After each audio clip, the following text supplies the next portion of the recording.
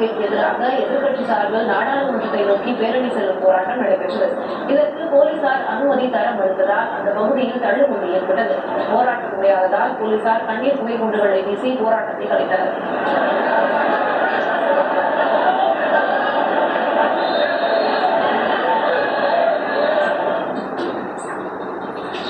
ஆப்பிரிக்காவில் இடாய் புயல் தாக்கி ஒரு வருடமான நிலையில் பல்வேறு நாடுகளில் பொதுமக்கள் இயல்பு நிலைக்கு திரும்ப முடியாமல் தவித்து வருகின்றனர்.